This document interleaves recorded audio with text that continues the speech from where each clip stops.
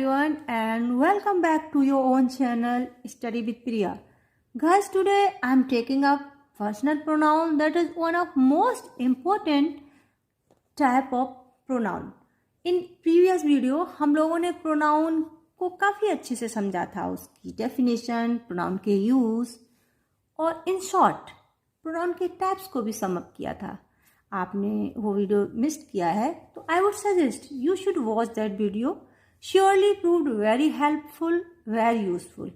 Okay, साथ ही हम लोग पार्ट ऑफ स्पीच की एक सीरीज कंटिन्यू कर रहे हैं जिसमें हम लोग नाउन फुल्ली कंप्लीट कर चुके हैं. Noun, types of noun, noun gender, noun number, common errors in noun and possessive noun also. सारे टॉपिक हम लोग कंप्लीट कर चुके हैं. आपको लिंक डिस्क्रिप्शन में मिल जाएगी. आप वीडियोस देख सकते हैं, अपनी ग्रामर स्ट्रॉन्ग कर सकते हैं, अपनी नॉलेज इनहेंस कर सकते हैं. Okay dear student, as we know pronoun is a very important topic, so it is very necessary to cover all its type in detail. यहाँ पर मैं बता दूं गाइस कि in all parts of speech noun सबसे ज़्यादा value रखता है, सबसे ज़्यादा इंपॉर्टेंस दी जाती है नाउन को. वैसे हर पार्ट ऑफ स्पीच की अपनी इंपॉर्टेंस होती है, अपनी वैल्यू होती है. पर ऐसा कहते हैं, शायद आपने भी सुना हो, कि यदि आप किसी इंग्लिश स्पीकिंग कंट्री में हैं और आपको नाउन प्लस वर्ब की नॉलेज है, then you can survive there. आप अपने मैसेज को कन्वे कर पाएंगे, आपका काम चल जाएगा. तो यदि नाउन इंपॉर्टेंट है तो गाइज प्रोनाउन ऑल्सो इम्पोर्टेंट. क्योंकि प्रोनाउन क्या है? Pronouns are those word which are used in place of noun. Pronoun वे शब्द हैं जो नाउन की जगह पर यूज होते हैं और नाउन की रिपीटिशन को कम करने के लिए और हमारी स्पीकिंग या हमारा पैराग्राफ इम्प्रेसिव लगे, इसीलिए तो हम प्रोनाउन का यूज करते हैं. तो हुआ ना, प्रोनाउन भी equally important. There are different types of pronoun. Firstly, I would like to teach you about personal pronoun. पहले personal pronoun इस वर्ड को ही समझ लेते हैं और इसको समझते ही काफ़ी चीज़ें आपके माइंड में क्लियर होनी स्टार्ट हो जाएंगी. जैसा कि वर्ड पर्सनल एक एडजेक्टिव है जो पर्सन में AL को ऐड करके डेवलप हुआ है. देखो वर्ड पर ध्यान दो जरा, PERSON. AL को सेपरेट कर दो तो स्पेलिंग यही बचती है आपकी. और पर्सन मीन्स आप जानते हैं क्या होता है? व्यक्ति होता है. तो पर्सनल प्रोनाउन में हम क्या पाते हैं? पर्सनल प्रोनाउन में हम डिस्क्रिप्शन पाते हैं पर्सन्स का, राइट. तो यहाँ पर हम 3 तरह के पर्सन्स पाते हैं. कितने तरह के? 3 तरह के. First person, second person and third person. What you mean by first person, second person, third person? You have any idea? A lot of students have trouble with that, and that's why they use pronouns incorrectly. But guys, this is a very simple lesson, and here I will describe everything so clearly कि सारी चीजें आपके mind में इस तरह से clear हो जाएंगी. बस आप थोड़ा सा ध्यान से सारी बातों को सुनते जाइएगा. Listen guys, personal pronouns have different form depending on number, gender और case. और पर्सनल प्रोनाउन को पर्सनल इसलिए कहा जाता है क्योंकि यहाँ पर हमें 3 प्रकार के पर्सन्स मिलते हैं. फर्स्ट पर्सन जिसमें स्पीकर होता है, सेकेंड पर्सन जिसमें लिसनर होता है यानी स्पीकर जिससे बात कर रहा होता है, एंड थर्ड पर्सन जिसके बारे में स्पीकर बात कर रहा होता है ना. राइट नाउ मैं आपको टीच कर रही हूँ ना, तो मैं फर्स्ट पर्सन, आप सुन रहे हो, आप अकेले रूम में सुन रहे हो या अपने ग्रुप के साथ सुन रहे हो या आपके साथ और भी लोग इस वीडियो को वॉच कर रहे हैं, तो वो सेकेंड पर्सन. और जो मैटर डिस्कस हो रहा है that is third person, right. I hope यहाँ तक क्लियर हुआ होगा ना? नहीं? चलो प्रैक्टिकली थोड़ा और समझते हैं. आप सोशल मीडिया यूज करते हैं, मैं भी करती हूँ, सभी करते हैं. आपने कोई मैसेज अपने फ्रेंड को सेंड किया, आप फर्स्ट पर्सन. आपने मैसेज सेंड किया अपने फ्रेंड को, वो सेकेंड पर्सन. और आपने जो मैसेज राइट किया जो लिखा किसी वेन्यू के बारे में, किसी मूवी के बारे में, मे बी किसी सॉन्ग के बारे में या किसी पर्सन के बारे में आपने लिखा, वो थर्ड पर्सन। अब तो क्लियर हुआ होगा ना। Now moving to next part of our topic. As guys just told you, personal pronouns have different forms depending on its number, gender, case. Look guys, here a table is given and through this table you all going to learn a lot. First fact is clear here, persons 3 है, first, second and third person. And we'll take a case. Pronouns में case भी 3 है, subjective case, objective case and possessive case. Possessive case यहाँ पर नहीं दिया गया है, आगे उसको हम लोग डिस्कस करेंगे। नंबर से हम लोग भली भांति अवेयर है। नंबर 2 होते हैं singular number and plural number. कोई एक है तो singular and more than one then it is plural. Now let us take a look on the table.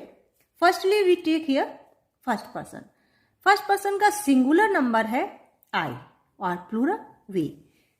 When one person speaks, जब एक व्यक्ति बोलता है, then we use I.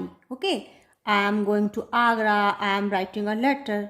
Okay, वहीं पर I speak with a group of people, then we use we are going to Agra, we are writing a letter. Clear? I mean जब एक व्यक्ति इन्वॉल्व होता है स्पीकिंग में तो वो सिंगुलर होता है और आई यूज करते हैं।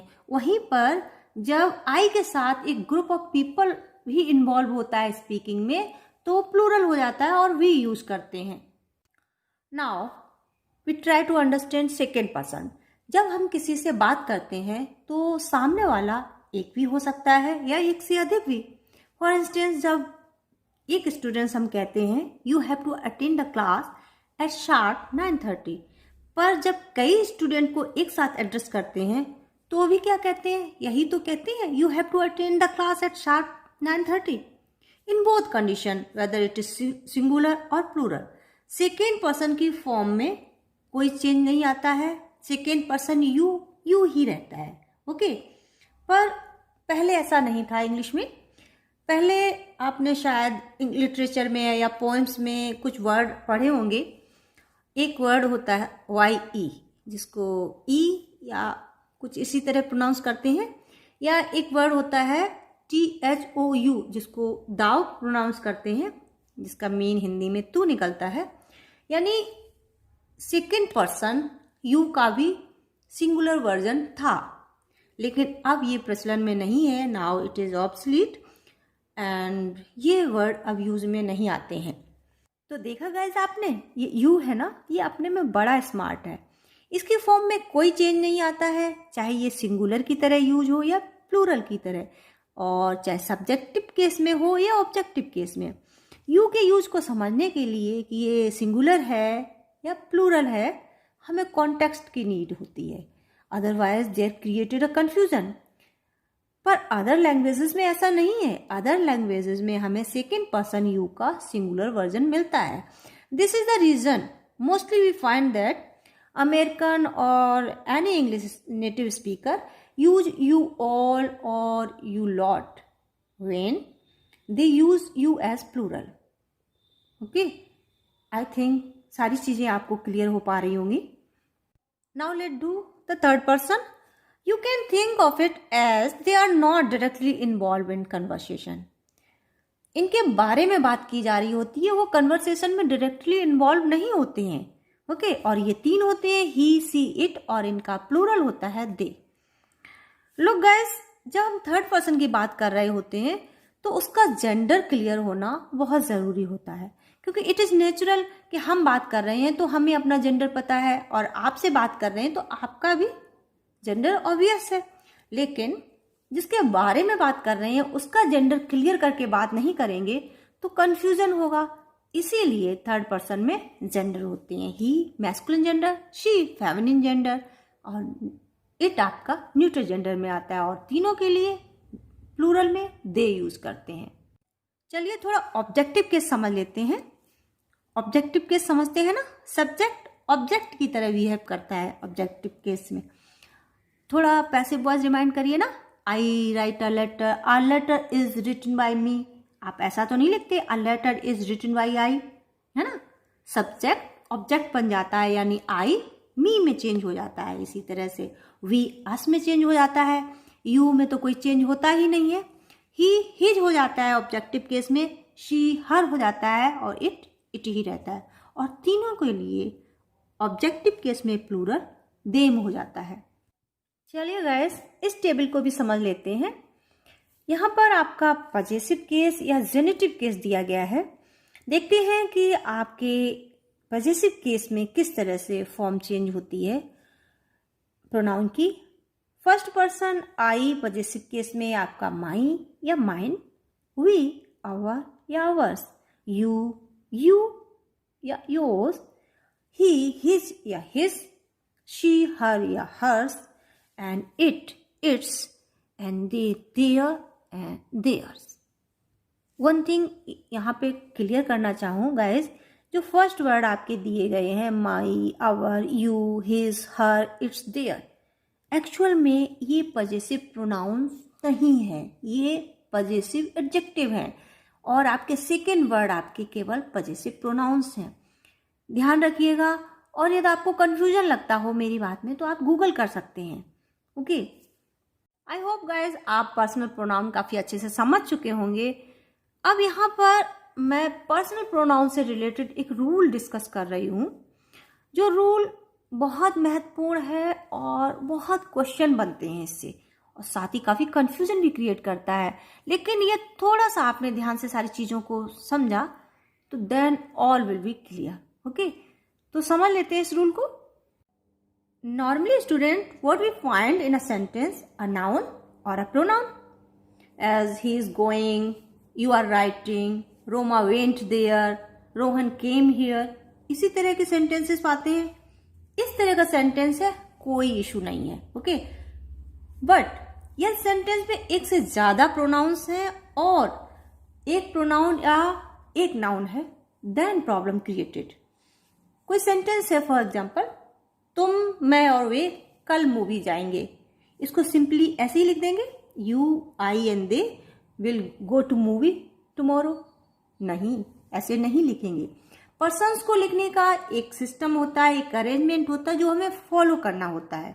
गाइस, स्पीकिंग में हम इधर उधर कर सकते हैं और लोग कर भी देते हैं, कोई बिग इशू नहीं है। लेकिन रिटन में हम ऐसा नहीं कर सकते हैं, और रिटन में यदि हमसे ऐसा होता है तो हम अपना मार्क्स गंवा देंगे। Now how we should arrange the pronouns in a sentence, और उनका सीक्वेंस क्या होगा, इन्हीं चीजों को इन रूल्स के थ्रू हम लोग समझते हैं। Rule 231, we'll take the first rule. Rule 231, two means second person, third person and first person. ये अरेंजमेंट, ये सीक्वेंस कब फॉलो होगा, जब आपके सेंटेंस में प्रोनाउन सिंगुलर होंगे। कीप इन योर माइंड, एक भी प्लूरल होगा यदि प्रोनाउन, तो आपका रूल चेंज हो जाएगा। प्रोनाउन सिंगुलर होंगे, first thing. Second thing, sense आएगा, उस सेंटेंस का सेंस होगा प्लीजिंग, पॉजिटिविटी वाला या यूनिटी शो हो रही होगी सेंटेंस से। देन हम किस तरह से अरेंज करेंगे प्रोनाउंस को, second person, third person and first person. Here we will discuss some examples. I, you and he are going Agra. Okay, तो किस तरह, ये रॉन्ग है सेंटेंस, किस तरह से अरेंज करना, हमें कौन सा रूल फॉलो करना है, क्योंकि आगरा जा रहे हैं, कोई बुरी बात नहीं है, एक अच्छी बात है, गुड मैसेज है ना, पॉजिटिविटी शो हो रही है। तो हमें रूल फॉलो करना है अपना 231 का, यानी सबसे पहले second person you, then third person he and then first person I. Next sentence देखते हैं। She, you and I can manage the situation. अब सिचुएशन मैनेज हो रही है, यानी अगेन पॉजिटिव थिंग, कोई नेगेटिव थिंग नहीं है, तो अपना वही रूल फॉलो करेंगे, second, third and one. Okay, you, she and I can manage the situation, that is the right sentence. Next, I and you want to help the poor. आप poors को help करने जा रहे हैं, again positive thing. तो किस तरह से अरेंज करेंगे? यू एंड आई, है ना, not I and you. You and I want to help the poors. यहाँ पर मैं थोड़ी सी ट्रिक आपको बताती हूँ। हमारे कल्चर में एक चीज आपने शायद फील की हो कि जब हमारे साथ कुछ अच्छा होता है या हमारे आसपास कुछ अच्छा होता है तो हमेशा हम क्रेडिट दूसरों को देते हैं। हमने बहुत अच्छा कोई वर्क किया, एक वंडरफुल जॉब किया, people come and congratulate us, then what is our words? हमारे शब्द क्या होते हैं? सब आप सबका आशीर्वाद, है ना, ऐसे ही तो बोलते हैं। आप मीन्स यू, सेकंड पर्सन, सबसे पहले सब, और का भी यानी थर्ड पर्सन, है ना, फिर मैं आया। तो इस तरह से सीक्वेंस बनता है। थोड़ा और समझाती हूँ। आपके मित्र आने वाले हैं, एक मित्र आ गया है, आपने उसको कुछ ऑफर किया है, स्वीट स्नैक्स वगैरह, तो मित्र आपका बोलता है आप भी खाइए, तो आप क्या कहते हैं? नहीं आप खाइए, अभी और मित्र आने वाले हैं, फिर मैं लूंगा, है ना। तो आप, यू सबसे पहले, उसके बाद और मित्र आने वाले यानी थर्ड पर्सन, राइट, उसके बाद फर्स्ट पर्सन। तो इस तरह से ये सीक्वेंस चलता है। आई थिंक यदि आपने इन बातों से इस रूल को थोड़ा सा रिलेट करके रखा तो फिर बिल्कुल भी कंफ्यूजन नहीं रहेगा आपके माइंड में। बहुत इजीली आप अरेंज कर पाएंगे प्रोनाउंस को सेंटेंस में। Now let us try to understand second rule. If there is sense of negativity in the sentence, sentence में नेगेटिविटी का सेंस है और क्राइम, गिल्ट, पनिशमेंट या डिवीजन जैसी बातें सेंटेंस के थ्रू शो हो रही हैं, तो हम अपने प्रोनाउंस का सीक्वेंस क्या रखेंगे? 1 2 3, यानी first person I we, second person you, या third person he, she, it, they में से कोई एक। इस तरह से हम अरेंज करेंगे अपने सेंटेंस को। कुछ एग्जाम्पल्स देखते हैं। You and I will be punished, punishment की बात है यानी नेगेटिव थिंग है, तो किस तरह से अरेंज करेंगे? आई यानी सबसे पहले first person, then second person. यहाँ थर्ड पर्सन है नहीं, कोई बात नहीं है, जितने पर्सन हैं आप उनको उसी हिसाब से अरेंज कर लें। नेक्स्ट सेंटेंस देखते हैं। You, I and Rajat committed crime. सबसे पहले हम क्या करेंगे? रूल कौन सा फॉलो कर रहे हैं? 1 2 3, है ना। तो first person I, then second person you, and then Rajat. किसी का नाम, guys always keep in your mind, नाम हमेशा थर्ड पर्सन की तरह बिहेव करता है सेंटेंस में। तो I, you and Rajat committed crime. She and you both are guilty. अब गिल्टी यानी अगेन नेगेटिव थिंग। अब यहां पर आपका थर्ड पर्सन दिया गया है, सेकेंड पर्सन दिया है, फर्स्ट नहीं दिया है, कोई बात नहीं है, जितने पर्सन्स दिए गए हैं उनको अरेंज करेंगे। सबसे पहले सेकेंड पर्सन, क्योंकि फर्स्ट पर्सन है नहीं। You and she both are guilty.